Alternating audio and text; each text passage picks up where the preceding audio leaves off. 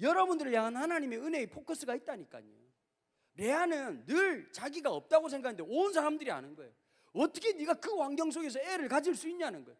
넷째를 낳자 말자 뭐라고 말하느냐. 그가 또 임신하여 아들을 낳고 이르되 내가 이제는 여호와를 찬송하리로다. 이제는 이라고 하는 단어가 굉장히 중요한 단어예요. 지금까지는 내 사랑을 채우려고 하고 내 욕망을 채우려고 하고 내 인생에 흩어졌던 빈잔을 채우려고 했던 한 인생에서 드디어 어떻게 하는 거죠? 하나님을 찬송하는 것으로 가기 시작하는 거예요. 찬양은 노래예요. 찬양은 신기한 게 있어요. 갑자기 야 너 노래 불러봐. 됩니까? 찬양은 가득 차야 나오는 거예요. 노래란 가득 차야 되는 거예요. 슬픔이 가득 차든 아니면 기쁨이 가득 차든 맞아요 안 맞아요?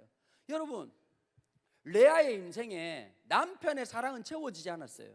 그러나 그 남편의 사랑이 없다 한들 뭐가 있는지 아세요? 하나님의 엄청난 사랑이 그 인생에 임한 거예요. 다시 31절 읽어요. 여호와께서 레아가 사랑받지 못함을 보시고 그의 태를 여셨으나, 그 사랑받지 못함을 누가 채우셨다고요? 하나님이 채우신 거예요. 어떤 친구들은 엄마 아빠가 이혼해서 엄마의 충분한 사랑을, 아버지의 충분한 사랑을, 가정의 충분한 사랑을 못 받는 사람들이 있어요. 그 사람들은 다 실패할까요? 하나님이 아시는 거예요. 하나님이 아버지가 되시고 하나님이 사랑으로 채우시고 하나님이 역사하시는 거예요.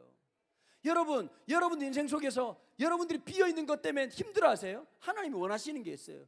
여러분들이 인생의 빈자를 주님 앞에 올려드리는 거예요. 하나님이 채우시고 하나님이 역사하시는 거예요. 더 놀라운 사실이 뭔지 아세요? 레아와 라헬이 낳았던 아들들이 12명이에요. 그게 12지파가 돼요. 물론 나중에 이제 그 요셉의 아들들까지 포함해서 12지파가 되는데 그 12지파 중에서 예수님이 누구의 후손으로 오는지 아세요? 사랑받았던 라헬이 아니에요. 레아의 후손이었던 막내 아들 유다의 후손으로 주님이 오시는 거예요. 여러분, 여기 하나님 역사가 있는 거예요. 야곱은 라헬을 사랑했지만 하나님의 역사는 사랑받지 못하는 레아를 통해서 만들어 가시는 거예요. 어쩌면 우리가 남들보다 뒤처질 수 있고 어쩌면 우리가 부족할 수 있어요. 그런 하나님이 역사하시는 거예요. 여러분, 레아의 인생이 아이고 내 팔자야 나는 왜 이럴까? 내 아버지 원망했겠죠. 그지요? 사기 결혼식 하게 만들었으니까요. 남편 원망했겠죠. 그지요? 동생 원망했겠죠. 그 인생에서 누구를 보기 시작하는 거예요? 하나님을 보기 시작하니까 찬양이 터져 나오는 거예요. 주님을 바라보기 시작하니까 역사가 드러나기 시작하는 거예요. 여러분, 저는 우리 친구들 보면 너무 이해가 되거든요. 내가 믿는 가정에 자라면서 믿음 때문에 갈등하고 힘들었던 그 모든 시간들이 의미 없는 시간이 아니더라니까요.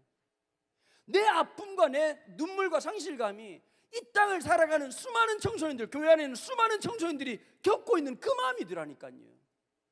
내가 못나서 힘들었고 내가 남들보다 뛰어나지 못해서 속상할 때가 있었지만 지나보니 그게 또 하나님의 은혜였고 그 순간에 깨닫고 다시 공부하기 시작하고 삶의 목적을 갖고 살아가면서 여기까지 오게 하신 그 하나님 너무 감사한 거예요. 다시 35절 읽습니다. 그가 또 임신하여 아들을 낳고 이르되 내가 이제는 여호와를 찬송하리다 하고 이로 말미암아 그가 그의 이름을 유다라 하였고 그의 출산이 멈추었더라. 사랑하는 여러분, 주님께서 여러분들을 향한 놀라운 계획을 가지고 계십니다. 하나님 행하실 겁니다. 여러분들이 실패했다고 느낄 때, 여러분들이 무너졌다고 생각할 때 그때 이 말씀을 떠올리십시오. 그때 하나님 여러분들을 위해서 행하시고 일하실 겁니다.